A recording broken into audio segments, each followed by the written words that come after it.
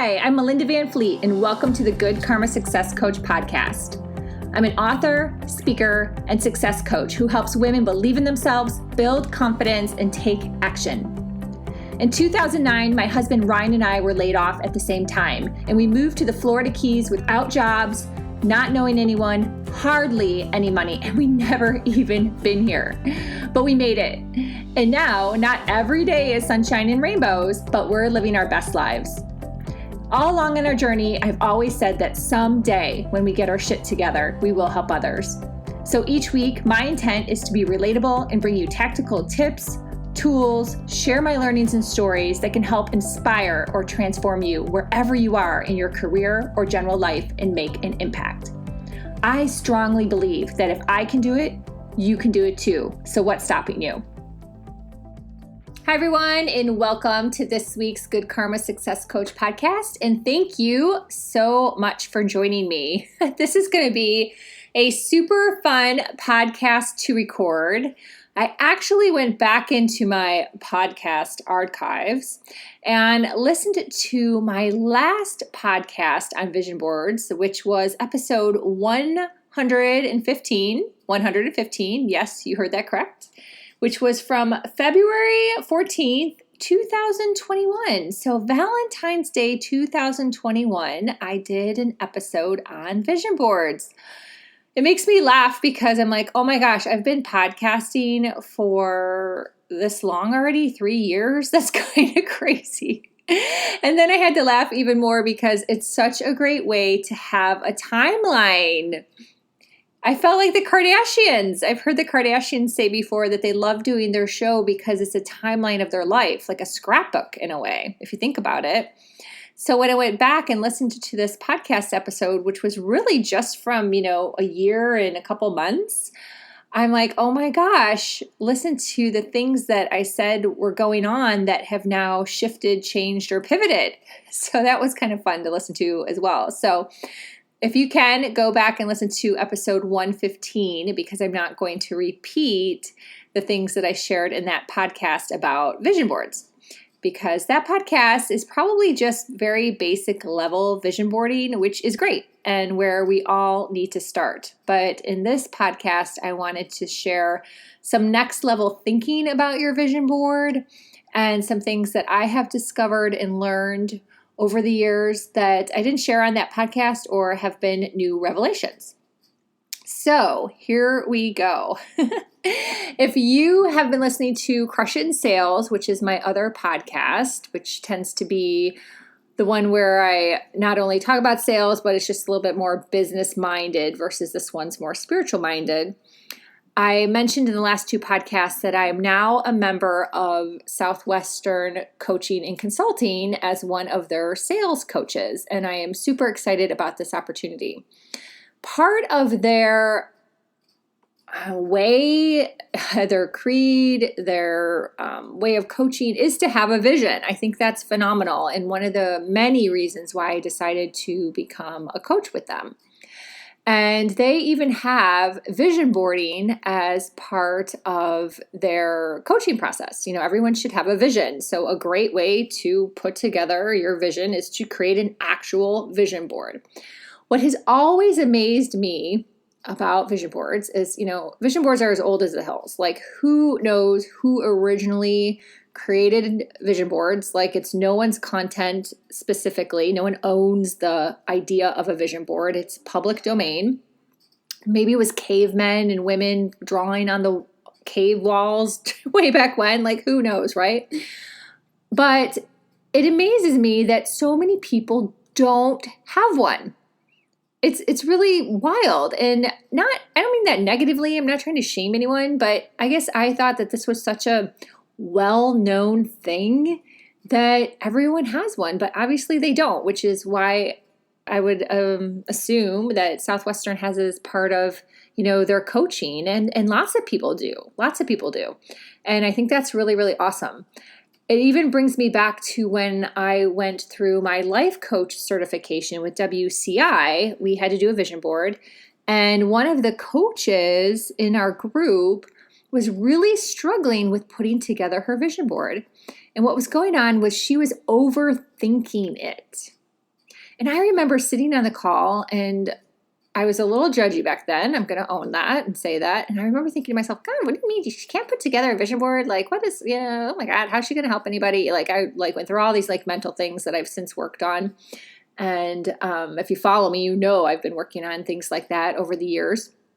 And I feel really good now. And so I feel comfortable even sharing this story, right? And, I think a lot of people have that as a challenge.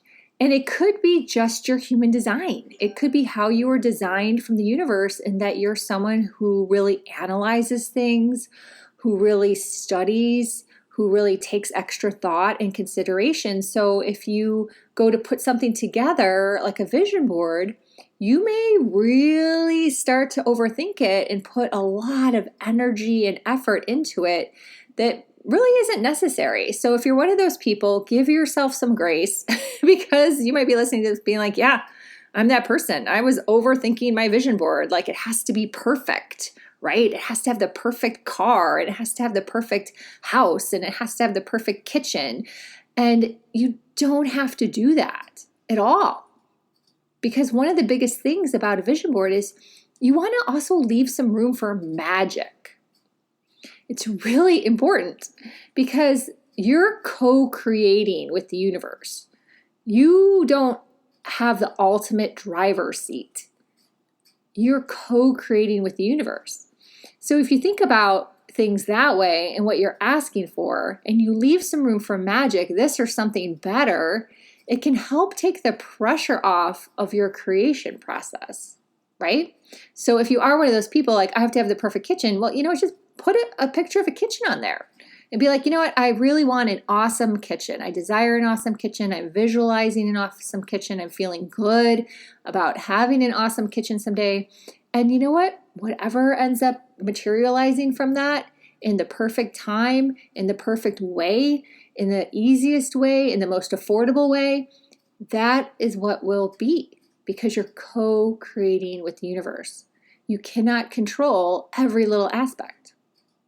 And I know there's a lot of content out there that does talk about the controlling, but why would you want to? Because if there's something bigger and better that you haven't thought of before, and the universe wants to give it to you, well, I don't know, call me crazy, but I want to take that, right? They're like, here, you can go travel for a month, all expenses paid, without having to worry about anything. I think I'm going to take that over me struggling and trying to save money for a 1-week vacation somewhere, right? Like, I want the bigger and the better. So it all goes back to, you know what? Put it together and have a vision, but don't get so caught up in overthinking it and trying to make it perfect. And I do believe, based on how we are designed, that could be something that someone out there really does struggle with. And give yourself grace. You don't need to. Just keep it simple and put it on the board.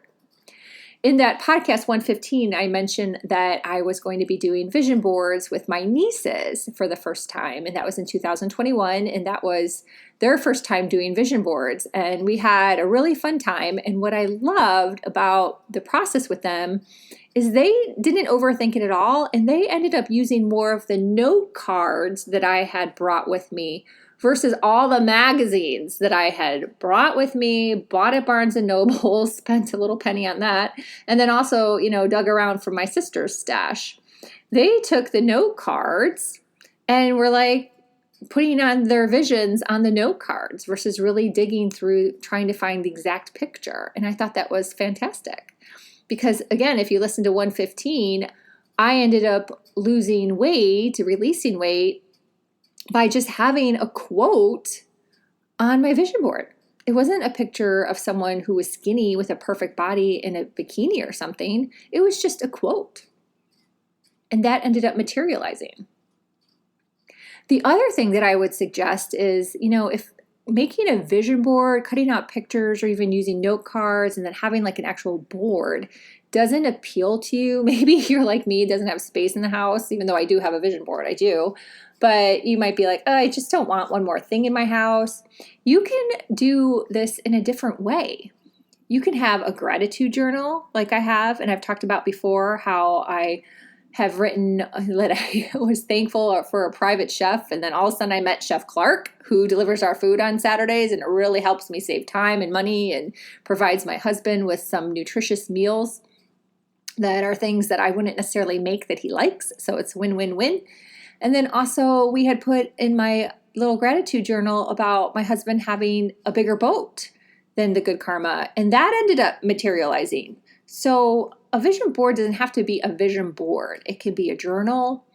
It can be a whiteboard. I have a whiteboard above our two desks. Ryan and I's desks are next to each other. So right in between, I have a whiteboard with a lot of desires written out on that aren't about anything like a house or a car or anything like that. They're just overriding themes of how we want to make sure we're living and being. So that's on our success board, and that's been there for years. And then I also have a bulletin board, just a simple bulletin board that's to the right of my desk that I have things put on there with a thumbtack, like a pin tack. And I'll share some of those because it's always fun for me to look at it. I have this beautiful ring from Tiffany, so something a little materialistic there. But I also have a business card of a real estate agent in a part of Florida that I would love for us to be able to live part-time in someday. So I met this real estate agent. Gosh, it's probably been like 5 years ago. I don't even know. It's so old. And I have her card. Who knows if she's even a real estate agent anymore, but I have her card on my bulletin board. I also have a card for Neiman Marcus for a personal shopper, because how cool would it be to have a personal shopper for Neiman Marcus? Hey, I need some clothes for a speaking gig. Please help me out. And then she takes care of it, shows me options, saves me time. I love it. So just things like that. Like, again, don't overthink it. What sounds fun for you? Because if you know anything about spirituality, manifestation, and the law of attraction, really, you're trying to evoke a feeling, right? A feeling. That's the whole bottom line. That's the end result. A feeling. So when you put things on a board or write them in your journal, on a whiteboard, a bulletin board, you're really just trying to have a feeling. You're trying to be happy, excited. Put it out there like that, and then that's when the things start to manifest for you.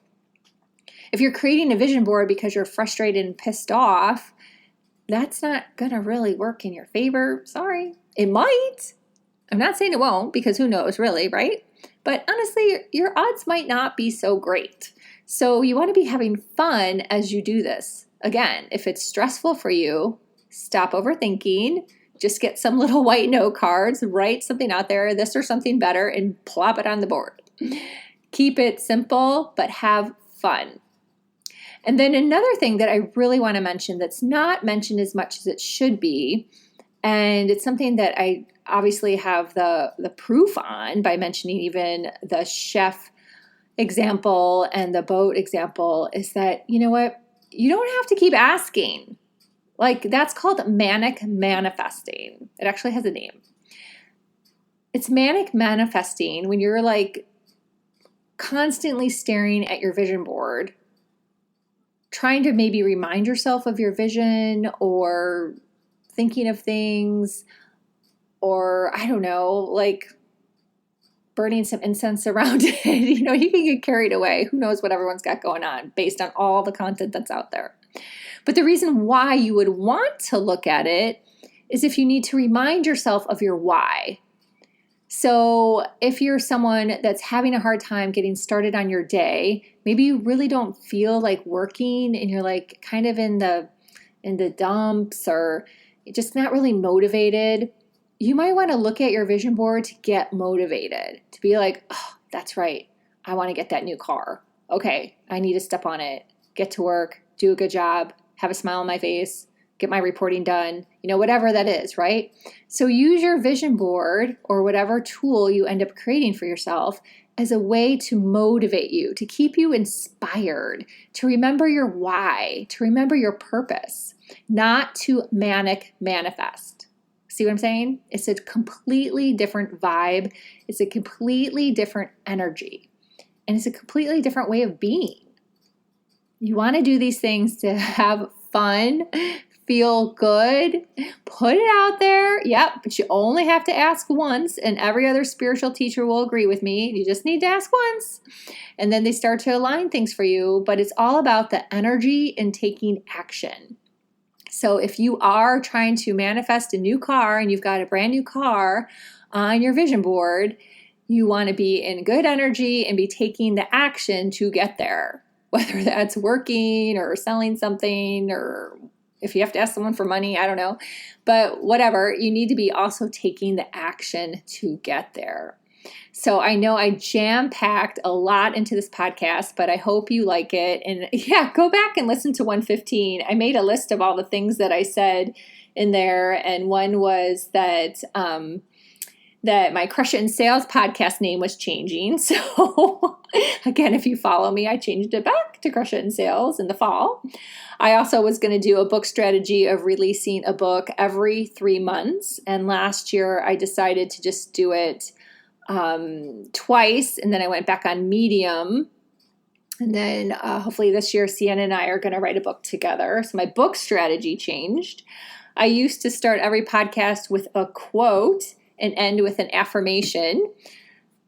I don't know, I just got away from it, just an essence of time, and no one ever said anything. So I just moved on. No big deal. And I used to have a mailing list, and this year, just based on time and structuring my day, I just don't do an email anymore. I just wasn't getting results like other people get. I'm getting more results with other platforms and things, this podcast being one of them. So I appreciate everyone that listens and shares. And I just kind of was like, you know what? I think we all have way too many email blasts. And I just kind of was like, this can go away. But the one thing that transformed that I do want to mention is I talked about I think I was doing it as a Facebook Live and in my group, and it was a whole course on triggers. And what that evolved to, which is still on both of my websites, is Supercharger Transformation, which is an evergreen course that is something I developed last year that is still out there. So it was fun to have that timeline and see what changed, what pivoted. Either you can use those words interchangeably, I guess, or just, what went away. So I would encourage you that as you're working on your vision board, take a little step back in time too, to see how far you've come on something and celebrate that and see, have a little check-in, as you're doing this process, check in, see, how are you feeling? Do you need to maybe circle back on something that could still be a really good business opportunity? Take a little moment there and check in on how far you've come in the past year or so, and what things are looking like now. So anyhow, but it was fun. As I said, it was fun to go back and listen to episode 115. So I put the link in the show notes so you all can listen to that as well, because I dive more into some details. And then I hope maybe you had a pad of paper and a pen when you listen to this podcast, because I definitely talked about a lot of stuff that I know is covered in a lot of courses that I'm just sharing with you on this podcast. So I hope you utilize the information so you can live your best life. And until next week, be grateful, be curious, always be learning, and you know what? Have some fun too. Thanks for listening.